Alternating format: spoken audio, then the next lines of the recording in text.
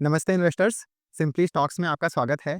आज के वीडियो में हम 10 ऐसे बिजनेसेस डिस्कस करेंगे जिन्हें एफआईआईज ने हाल ही में अपने पोर्टफोलियोज में ऐड किया है। आज की वीडियो काफ़ी इंटरेस्टिंग होने वाली है। हमने देखा है कि पिछले 3 महीनों में मार्केट अपने लो से काफ़ी रिकवर किया है।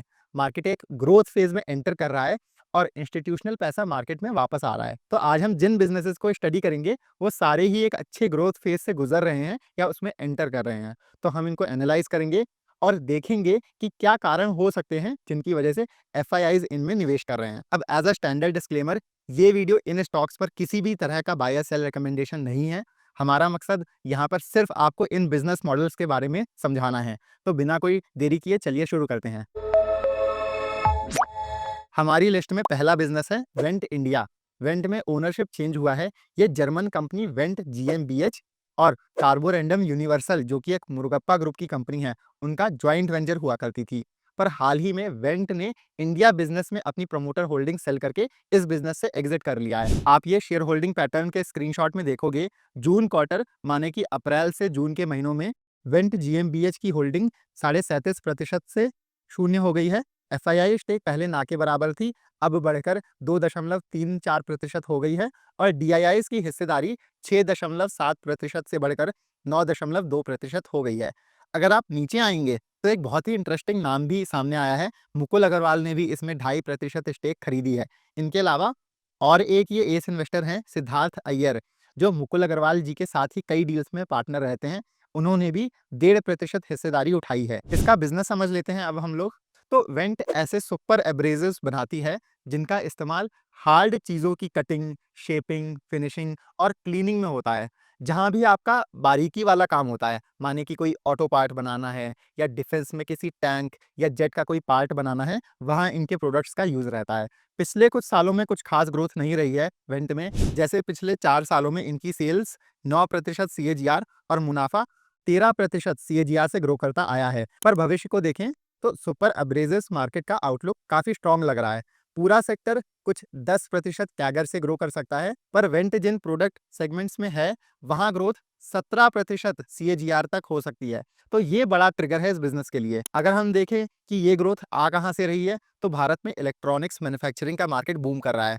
इसके अलावा ऑटो एंसेलरी और एरोस्पेस और डिफेंस सेक्टर दो और सेक्टर्स डिमांड ट्रिगर्स हैं। इन सेक्टर्स में भी मैन्युफैक्चरिंग पर जोर दिया जा रहा है, जिस वजह से मशीन्स, टूल्स और एब्रेजिव्स वगैरह की डिमांड बढ़ेगी। दूसरा बिजनेस जिसे एफआईआईज ने अपने पोर्टफोलियोज में ऐड किया है Capri global capital. Capri global एक एनबीएफसी है, मतलब ये लोन्स या कर्जा देने के बिजनेस में है। एनबीएफसीज बैंक की तरह अब देखिए डिपॉजिट्स तो लेते नहीं हैं, तो इनको समय समय पर अपने एक्सपेंशन के लिए मार्केट से पैसा उठाना पड़ता है। इसलिए जून क्वार्टर में कैप्री ग्लोबल ने क्यूआईपी रूट से 2000 करोड़ रुपए की फंडिंग उठाई है, जिसमें कई मशहूर इन्वेस्टर्स जैसे कि प्रशांत जैन, सोसाइटी जनरल ने निवेश किया है। इसलिए आप देख पा रहे होंगे कि प्रमोटर होल्डिंग डाइल्यूट होके 70 से 60% हो गई है और एफआईआईज की हिस्सेदारी 1% से बढ़कर 4.7% और साथ में डीआईआई होल्डिंग भी 14.5% से 20.5% हो गई है। Capri global gold loans, home loans, construction और एमएसएमईज यानी कि आपके छोटे बिजनेसेस जो होते हैं उनको लोन्स देता है, जिसमें इनके गोल्ड लोन्स और कंस्ट्रक्शन फाइनेंस के सेगमेंट्स में अभी काफी अच्छी ग्रोथ आ रही है। इनका एयूएम या लोन बुक एक साल में 42% बढ़ा है। इसमें गोल्ड लोन्स में 69% और कंस्ट्रक्शन फाइनेंस में 61% ग्रोथ आई है। ये एयूएम या लोन बुक वो पैसा होता है जिसका एनबीएफसीज लोन देते हैं। इनकम इनकी 42% बढ़ी है और नेट प्रॉफिट तो 131% ग्रो करके डबल से भी ज्यादा हो गया है। हुआ क्या है कि पिछले 1 डेढ़ साल में पर्सनल लोन्स पर बैंक्स और एनबीएफसीज स्ट्रिक्ट हो गए हैं। इनमें कोलेटरल तो होता नहीं है, माने कि आप कुछ गिरवी नहीं रखते हो, तो रिस्क ज्यादा रहता है उधर। इसलिए अब डिमांड पर्सनल लोन से गोल्ड लोन्स पर शिफ्ट हो रही है। इसके अलावा गोल्ड रेट्स बढ़ने का भी फायदा मिला है। अगला बिजनेस जो हम देखेंगे वो है जोटा हेल्थ केयर। जोटा दवा इंडिया नाम से मेडिकल स्टोर्स या फार्मेसीज चलाता है और ये आम दवाइयाँ या मेडिसिन नहीं बेचते हैं, ये लोग जेनेरिक मेडिसिन बेचते हैं। जो ये जेनेरिक दवाइयाँ होती हैं, जिन्हें जेनेरिक्स भी बोलते हैं, ये आपकी रेगुलर मेडिसिन से 80 से 90% तक सस्ती हो सकती हैं। ऐसा रहता है कि बड़ी-बड़ी फार्मा कंपनीज और एमएनसीज दवाइयों की मार्केटिंग पर, ब्रांडिंग पर काफ़ी खर्चा करती हैं, ताकि उनकी सेल बढ़े और इसलिए वो मेडिसिन्स हाई प्राइसेस पर बेचती हैं। पर वो जो दवाएँ हैं, उनका फ़ॉर्मूला मार्केट में सबको पता है। आप सेम दवा दूसरे ब्रांड की या बिना ब्रांड की भी बहुत सस्ते में ले सकते हो। आज की डेट में भारत में 90% जो दवाएँ बिकती हैं, 90% दवाओं के आपको जेनेरिक्स मिल जाएँगे। मतलब ये वो दवाएँ हैं जिनको आप आसानी से 50% के डिस्काउंट पर खरीद सकते हो। और भारत छोड़ो, यूएसए में जिनका कहने को हेल्थ केयर इतना एडवांस्ड है, वहाँ भी 90% मेडिसिन्स जेनेरिक्स होती हैं। जेनेरिक्स से पेशेंट्स को काफ़ी बचत होती है। तो जैसे-जैसे लोग जागरूक हो रहे हैं, वैसे-वैसे जेनेरिक्स की डिमांड बढ़ रही है और इसके लिए सरकार भी काफ़ी सपोर्ट कर रही है। इसके चलते ज़ोटा भी बहुत तेज़ी से अपने स्टोर्स खोल रहा है, अपने ये लोग फार्मेसी स्टोर्स बहुत तेज़ी से खोल रहे हैं। बस 1 साल में इन्होंने अपने फार्मेसीज़ 880 से 80% बढ़ाकर 1580 के आसपास स्टोर्स कर लिए हैं। इससे पहले एफआई 24 में मतलब पिछले से पिछले साल कंपनी के स्टोर्स 48% बढ़े थे। तो आप देख रहे हो ना कि पिछले 2 सालों से कंपनी कितना तेज़ी से ग्रो कर रही है। इनका एफआई 26 में 1000 के आसपास स्टोर्स और एफआई 27 में 1800 स्टोर्स खोलने का टारगेट है, जो अगले 2 सालों के लिए आपकी 60 से 70% की सालाना ग्रोथ बनती है। इनका टारगेट है कि मार्च 2027 तक इनके कुल 4400 मेडिकल स्टोर्स हो जाएँ। ज़ोटा अभी लॉसेस में है क्योंकि अभी इतना तेज़ी से एक्सपेंशन हो रहा है, तो खर्चे काफ़ी ज़्यादा हैं। पर यहाँ पर लॉजिक ये है कि ये जो नए स्टोर्स खोले गए हैं पिछले 2 सालों में, ये जैसे-जैसे स्टेबल होके प्रॉफिटेबल होंगे, तो कंपनी भी प्रॉफिटेबल हो जाएगी। इसी दिशा में Q1 में एफआईआईज़ और डीआईआईज़ दोनों ने ज़ोटा में शेयर होल्डिंग उठाई है।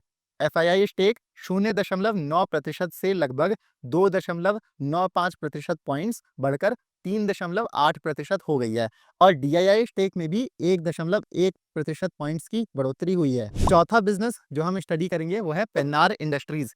पेन्नार प्री इंजीनियर्ड बिल्डिंग्स या पीईबीज बनाने के बिजनेस में है। पीईबीज बिल्डिंग्स ही होती हैं जो कंक्रीट की जगह स्टील से बनाई जाती हैं। ऐसा ये स्टील की बिल्डिंग का ढांचा रहता है जिस पर फिर चारों ओर और ऊपर स्टील की लेयर या छत लगाई जाती है। पीईबीज को भी फैक्ट्री में तैयार किया जाता है और फिर ये क्लाइंट की साइट पर असेंबल करके खड़ी कर दी जाती हैं। उदाहरण के लिए दिल्ली एयरपोर्ट का जो आपका T3 टर्मिनल है वो पीईबी है। ऐसे ही ब्लू स्टार का आंध्र प्रदेश में एसी मैन्युफैक्चरिंग प्लांट भी पीईबी का है। इसके अलावा इधर आप देखोगे तो सोलर मैन्युफैक्चरिंग प्लांट्स और डेटा सेंटर्स भी प्री इंजीनियर्ड हो सकते हैं। ऐसे ही बिरला ओपस का जो हरियाणा में पेंट प्लांट है वो भी प्री इंजीनियर्ड है। इन्हें बनाने का खर्चा कंक्रीट बिल्डिंग से कम रहता है, साथ में कंक्रीट बिल्डिंग्स के मुकाबले जल्दी तैयार हो जाती हैं। अभी पीईबीज का मार्केट साइज 20,000 करोड़ के आसपास है। ये एक नीश सेक्टर है जो अभी 12% सीएजीआर के अच्छे रेट से ग्रो कर रहा है। पेन्नार आपका 15 से 20% टाइप ग्रोथ बिजनेस है और अभी 25 के पी पर ट्रेड कर रहा है। Q1 में एफआईआईज ने इसमें अपनी शेयर होल्डिंग 3.8% से बढ़ाकर 6.2% कर ली है। अब देखिए, जरूरी नहीं है कि एफआईआईज या डीआईआईज किसी बिजनेस में एंटर कर रहे हैं तो वो अच्छा ही होगा। वो एक अच्छा सिग्नल जरूर हो सकता है कि आप उसको जाके स्टडी कर लो, पर कोई गारंटी नहीं है कि वो अच्छा ही परफॉर्म करेगा। आपको अपना दिमाग लगाना है कि आप उस बिजनेस मॉडल के रिस्क समझ पा रहे हो कि नहीं, वरना कल को कुछ बिजनेस में बिगड़ा, बड़े निवेशक तो तुरंत निकल जाएंगे, पर आपको समझ ही नहीं आएगा कि करना क्या है। बाकी आपकी रिस्क प्रोफाइल और बड़े इन्वेस्टर्स की रिस्क प्रोफाइल अलग हो सकती है। वो पता चले किसी बिजनेस में अपने पोर्टफोलियो का बस 1% पैसा डाले हैं, पर आपने 5 से 10% पैसा उसी में डालकर बैठे हुए हो आप। इसलिए बिजनेसेस को ट्रैक करना बहुत ज़रूरी होता है और आपको सारी कंपनियां नहीं, कम से कम अपने पोर्टफोलियो बिजनेसेस को तो ट्रैक करना पड़ेगा। आपको उन्हें तो स्टडी करना पड़ेगा, समझना पड़ेगा। इसलिए हमने सीरियस इन्वेस्टर्स के लिए एक पर्सनल व्हाट्सएप कम्युनिटी बनाई है, जहां हम 200 से ज़्यादा अच्छे-अच्छे बिजनेसेस को क्लोजली ट्रैक करते हैं। उनके business model, valuation, risk factors, कैसे रिजल्ट्स आ रहे हैं, सब पर डिटेल में डिस्कशन होता है। यहाँ हम अपना पोर्टफोलियो भी शेयर करते हैं और वन ऑन वन आपके सारे डाउट्स भी क्लियर करते हैं। हाँ, लेकिन हम किसी भी स्टॉक पर बाय सेल कॉल्स नहीं देते हैं, हम सेबी रजिस्टर्ड नहीं है। हमारा काम सिर्फ आपको सही और पूरी इन्फॉर्मेशन देना है बिजनेसेस पर। अगर आप इंटरेस्टेड हैं तो आप इस नंबर पर व्हाट्सएप कर दीजिए, वरना इसी का हमने डिस्क्रिप्शन में लिंक भी दिया हुआ है, आप उस लिंक से हमें मैसेज कर सकते हैं। और याद रहे, ये एक पेड कम्युनिटी है जिसकी महीने की फीस बस 850 रुपए है। मतलब आपको बस 850 रुपए में हर महीने इतने सारे अच्छे-अच्छे स्टॉक्स पता चलते रहेंगे। इसमें 2 प्लान्स हैं, 6,000 रुपए का 6 महीने के लिए और 10,000 रुपए का साल भर के लिए। 6 महीने वाले प्लान में आपका महीने का रेट ₹1000 पड़ेगा और साल भर वाले में आपको मंथली रेट बस 850 रुपए पड़ेगा। अगर आप इंटरेस्टेड हैं तो आप नीचे दिए हुए लिंक से हमें कॉन्टैक्ट करके ये कम्युनिटी ज्वाइन कर सकते हैं। वापस से अपने बिजनेसेस पर आते हैं तो पांचवा है वायर और केबल्स में small cap player RR cable. RR के मार्च क्वार्टर के रिजल्ट्स काफी अच्छे आए थे, जिसमें इनकी सेल्स पिछले साल से 26.5% बढ़ी थी। उसके बाद से ही ये बिजनेस फोकस में रहा है और एफआईआई ने इसमें लगभग 1.5% के आसपास स्टेक खरीदी है जून क्वार्टर में। हुआ क्या था कि पिछले साल इलेक्शंस की वजह से काफी इंफ्रास्ट्रक्चर और कंस्ट्रक्शन प्रोजेक्ट्स पर काम रुक गया था या उतना स्पीड से नहीं हो रहा था, तो उधर से थोड़ा स्लो डाउन आया था। और फिर कॉपर के दाम बढ़ गए थे, तो उसका अलग असर पड़ा था वायर और केबल कंपनीज के प्रॉफिट मार्जिन्स पर और प्रॉफिट्स पर अभी फिर से सेक्टर में अच्छी ग्रोथ आ रही है। मैं पॉलीकैब की कॉन कॉल ट्रांसक्रिप्ट पढ़ रहा था, तो उसमें मैनेजमेंट ने बताया है कि अभी रियल एस्टेट, डेटा सेंटर और ग्रीन एनर्जी सेगमेंट से अच्छी डिमांड देखने को मिल रही है पावर और केबल्स की। आरआर केबल का मैनेजमेंट 18% वॉल्यूम ग्रोथ टारगेट कर रहा है इस साल। बाकी इसके ऊपर 2 से 4% सेल्स ग्रोथ आपकी रेट्स बढ़ाने से भी आ सकती है। सेक्टर कुछ ऐसे है कि 65% मार्केट केबल्स का है और 35% वायर्स का। पर आरआर केबल उल्टा है, इनकी 70% सेल्स वायर से आती हैं और बाकी की 30% केबल से। तो अभी ये केबल्स की मैन्युफैक्चरिंग बढ़ाने पर काफी काम कर रहे हैं और लगभग 300 करोड़ रुपए निवेश कर रहे होंगे इसके लिए। अगला बिजनेस जिसमें एफआईआईज ने रुचि दिखाई है वो है eureka Forbes. Eureka Forbes air purifier, water purifier, vacuum cleaner वगैरह बेचने के बिजनेस में है। एक्वागार्ड इन्हीं की ब्रांड है, आपने शायद इनके एड्स देखे हों। तो माधुरी दीक्षित जी इनकी ब्रांड एम्बेसडर हैं। आरआर केबल के जैसे यूरेका फोर्ब्स में भी एफआईआईज ने 1.5% के आसपास ही हिस्सेदारी उठाई है। उनकी शेयर होल्डिंग 12.5% से बढ़कर 14% हो गई है यूरेका फोर्ब्स में। ये कंपनी पिछले साल ही लिस्ट हुई है। पहले इस बिजनेस में कुछ खास सेल्स ग्रोथ नहीं थी, पर इन्होंने हाल ही में अपने प्रोडक्ट पोर्टफोलियो पर काफी काम किया है। मतलब ये लोग अच्छे-अच्छे प्रोडक्ट्स मार्केट में लेकर आए हैं। ये बिजनेस 8% टाइप रेट से ग्रो करता था, जिसको मैनेजमेंट 12% तक ले आया है और आगे इनका और तेजी से अपने सेल्स और प्रॉफिट्स बढ़ाने का टारगेट है। जो इनके सेगमेंट्स हैं, वाटर प्यूरिफायर, एयर प्यूरिफायर और वैक्यूम क्लीनर, तीनों का मार्केट भी तेज ग्रो कर रहा है अभी। इन सेगमेंट्स में 13 से 18% सीएजीआर की ग्रोथ आ रही है। तो अगर यूरेका अपनी बिजनेस ग्रोथ जो अभी 12% के आसपास है, सेक्टर ग्रोथ तक भी ले आए, मतलब 18-20% टाइप, तो वो एक बड़ा ट्रिगर होगा इस बिजनेस में। आठवां बिजनेस अब जो हम लोग स्टडी करेंगे वो है लार्ज कैप सोलर कंपनी वारी एनर्जीज। वारी सोलर सेल्स और सोलर पैनल्स बनाता है और इनका हाल ही में 5400 मेगावाट का सोलर सेल प्लांट शुरू हुआ है या चालू हुआ है, जिसकी वजह से इनके बिजनेस में काफी अच्छी ग्रोथ आ रही है। सोलर मैन्युफैक्चरिंग में है क्या कि अगर आप सिर्फ सोलर सेल्स चाइना से इंपोर्ट करके पैनल्स असेंबल करके बेच रहे हो, मतलब सोलर मॉड्यूल्स चाइनीज सेल्स पर बनाकर बेच रहे हो, तो कोई खास बिजनेस नहीं है वो। उधर बहुत मार्जिन कम है। पर जो कंपनियां भारत में सोलर सेल्स बना रही हैं, उनके प्रॉफिट मार्जिन्स काफ़ी अच्छे हैं और उनके सेल्स ग्रोथ भी बहुत अच्छी आ रही है। तो आपकी जो सोलर सेल कंपनीज़ हैं, माने कि जिनके पास खुद की सोलर सेल्स की मैन्युफैक्चरिंग कैपेसिटी है, जैसे कि वेबसॉल और वारी, वो अभी काफ़ी अच्छा कर रही हैं। आप इनके शेयर होल्डिंग पैटर्न में देखेंगे तो एफआईआईज ने अपनी स्टेक 0.7% से बढ़ाकर 2.7% कर ली है। किसी लार्ज कैप बिजनेस के लिए अच्छा खासा कैपिटल इनफ्लो है।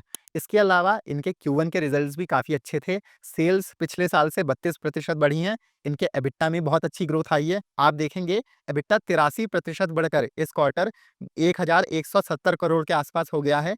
इनके मैनेजमेंट ने 5.5 से 6,000 करोड़ एबिटा का गाइडेंस दिया है। तो अभी वारी अपने गाइडेंस के ट्रैक पर है। इसके अलावा मुनाफा इनका 93% बढ़ा है, या कहने को ऑलमोस्ट डबल हो गया है और नेट प्रॉफिट मार्जिन भी 11.5% से 16.8% हो गई है। ये बिजनेस अभी 40 के पीई पर ट्रेड कर रहा है। वारी के बाद हमारे पास 2 हाउसिंग फाइनेंस कंपनियां हैं, एप्टस वैल्यू और होम फर्स्ट फाइनेंस। ये दोनों सेम सेक्टर से हैं और दोनों ही बिजनेसेस काफी अच्छा कर रहे हैं।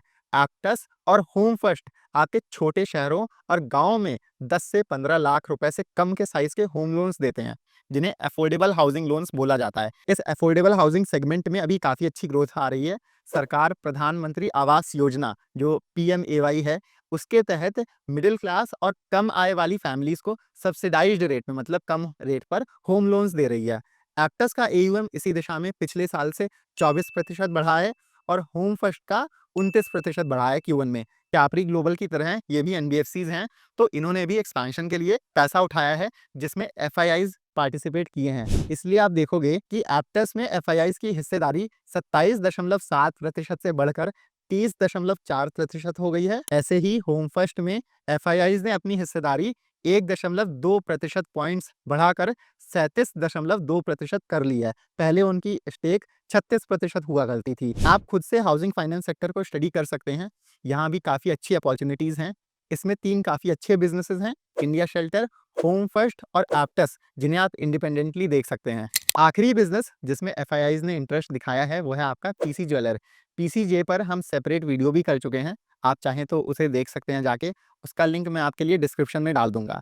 पीसीजे 2014 से 2018 तक बहुत अच्छा बिज़नेस हुआ करता था, लेकिन फिर इस कंपनी में फ्रॉड और इनसाइडर ट्रेडिंग का केस सामने आया था। इसके अलावा कंपनी ने काफ़ी कर्जा भी लिया हुआ था, इनके पास इतने पैसे नहीं थे कर्जा पूरा करने के लिए, तो फिर लोन डिफ़ॉल्ट्स हुए। पहले 2019 में और फिर अभी 2-3 साल पहले फिर से 3,500 करोड़ रुपए के आसपास का लोन डिफ़ॉल्ट हुआ था। इस सब के बाद पीसीजे अपना डेट कम करने पर काफ़ी काम करता आया है। इन्होंने पहले रीस्ट्रक्चरिंग की थी, जिसमें थोड़ा लोन माफ़ हुआ था और बैंक्स ने कंपनी में इक्विटी ली थी। उसके बाद भी कंपनी पर 4,000 करोड़ रुपए का डेट था, जिसके लिए प्रमोटर्स ने 2,700 करोड़ रुपए का एक बड़ा फंड रेज़ किया था। तो ऐसे इनका डेट कम होता आया है। फिर Q1 में, मतलब कि अप्रैल से जून, इन 3 महीनों में इनकी सेल्स पिछले साल से 80% बढ़ी हैं। इसी दौरान इन्होंने लगभग 150 करोड़ रुपए का कर्जा और कम किया है और इनका टारगेट है कि FY 26 एंड तक, मतलब कि इस साल के अंत तक ये डेट फ्री हो जाएँगे। तो ये एक बड़ी गाइडेंस दी है इनके मैनेजमेंट ने। तो मोटा-मोटी पीसी ज्वेलर आपका एक टर्न अराउंड स्टोरी है, पर बिज़नेस में रिस्क्स अभी भी हैं। हमें देखना होगा कि आगे ये किस स्पीड से ज्वेलरी स्टोर्स खोल रहे होंगे, मतलब अपने नए स्टोर्स कैसे खोल रहे होंगे। शेयर होल्डिंग पैटर्न की बात करें तो फिर आप देखोगे एफआईआईज़ ने यहाँ अपनी शेयर होल्डिंग बढ़ाकर 6.3% कर ली है। पहले उनकी स्टेक 5.1% हुआ करती थी। बाकी अब आप मुझे कमेंट्स में बताओ कि आपको इन सब में से कौन-सा बिज़नेस सबसे ज़्यादा अच्छा लगा है। साथ में अगर आपको ये वीडियो पसंद आई है तो इसे लाइक ज़रूर करिएगा। ऐसी वीडियोज़ बनाने में काफ़ी मेहनत लगती है, टाइम जाता है। आप सपोर्ट करोगे तो हमें और मोटिवेशन मिलेगी। साथ में आप हमारे चैनल सिंपली स्टॉक्स को भी सब्सक्राइब कर सकते हैं, जहाँ हम ऐसे वीडियोज़ हर हफ्ते लाते रहते हैं। मिलते हैं अगले वीडियो में। Happy investing.